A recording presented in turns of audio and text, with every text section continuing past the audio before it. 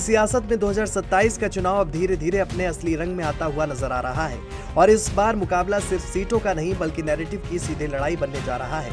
सवाल बड़ा है कि क्या ये चुनाव कट्टर हिंदुत्व बनाम सॉफ्ट हिंदुत्व के इर्द गिर्द घूमेगा।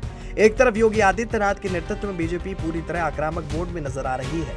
राम मंदिर, काशी विश्वनाथ और मथुरा जैसे धार्मिक मुद्दों को जोड़कर पार्टी एक बार फिर हिंदुत्व के एजेंडे को धार दे रही है। राम भक्तों का सम्मान, बटेंगे तो कटेंगे जैसे नारे सिर्फ बयान नहीं बल्कि चुनावी रणनीति का हिस्सा है। बीजेपी ये संदेश देना चाहती है कि वो आस्था, सुरक्षा और मजबूत शासन तीनों का कॉम्बिनेशन है। दूसरी ओर अखिलेश यादव अपनी रणनीति में बड़ा बदलाव करते हुए नजर आ रहे हैं। 2024 के लोकसभा चुनाव में पीडीए यानी कि पिछड़ा दलित अल्पसंख्यक फॉर्मूले के जरिए सपा को मजबूती मिली, लेकिन अब 2027 को ध्यान में रखते हुए पार्टी सिर्फ सामाजिक समीकरण तक सीमित नहीं रहना चाहती और यही वजह है कि अखिलेश यादव सॉफ्ट हिंदुत्व की राह पर आगे बढ़ गए हैं। मंदिर में दर्शन, धार्मिक आयोजनों में भागीदारी, रामलला से जुड़ी तस्वीरें, ये सब संकेत हैं कि सपा अब हिंदू वोटरों के बीच अपनी स्वीकार्यता बढ़ाने की कोशिश कर रही है। अगर यूपी की राजनीति के पिछले 2 दशकों को देखें तो हर चुनाव में समीकरण बदलते रहे हैं। 2007 में मायावती ने बहुजन से सर्जन का फॉर्मूला अपनाकर ब्राह्मण दलित गठजोड़ बनाया और पूर्ण बहुमत हासिल किया। 2012 में अखिलेश यादव ने MY यानी कि मुस्लिम यादव समीकरण के साथ अन्य पिछड़ी जातियों को जोड़कर सत्ता हासिल की, लेकिन 2014 के बाद पीएम नरेंद्र मोदी के नेतृत्व में बीजेपी ने सवर्ण, OBC, हिंदुत्व के कॉम्बिनेशन से पूरी राजनीति की दिशा बदल दी। 2017 के विधानसभा चुनाव में बीजेपी ने रिकॉर्ड जीत दर्ज की और 2022 में भी योगी आदित्यनाथ के चेहरे बुलडोजर एक्शन और सख्त कानून व्यवस्था के दम पर सत्ता में वापसी की।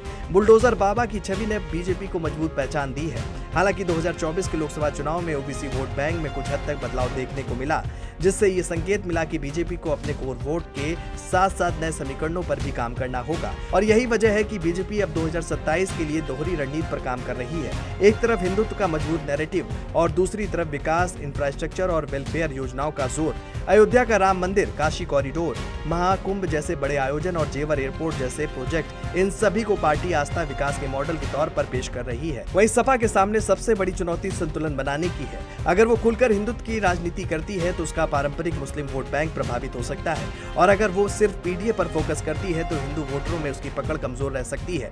इसलिए अखिलेश बेहद सावधानी से सॉफ्ट हिंदुत्व और सामाजिक न्याय के बीच संतुलन साधने की कोशिश कर रहे हैं। इस पूरे राजनीतिक परिदृश्य में बसपा और कांग्रेस भी अपनी अपनी जमीन तलाशने में लगी है।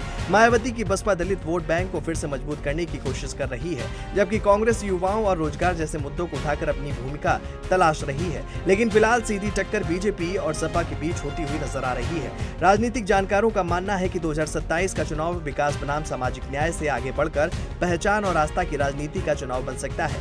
बीजेपी जहां हिंदुत्व, राष्ट्रवाद और कानून व्यवस्था के सहारे चुनावी मैदान में उतरेगी, वहीं सपा सामाजिक समीकरण के साथ सॉफ्ट हिंदुत्व का नया संतुलन बनाने की कोशिश करेगी। कुल मिलाकर यूपी की सियासत एक बार फिर नए मोड़ पर खड़ी है, जहां हर पार्टी अपने अपने तरीकों से वोटरों तक पहुंचने की रणनीति बना रही है। अब सबसे बड़ा सवाल, क्या योगी आदित्यनाथ का आक्रामक हिंदुत्व मॉडल 2027 में फिर जीत दिलाएगा या अखिलेश यादव का बदला हुआ सॉफ्ट हिंदुत्व और पीडीए का संतुलन इस बार सियासी बाजी पलट देगा? ये तो आने वाला समय बताएगा।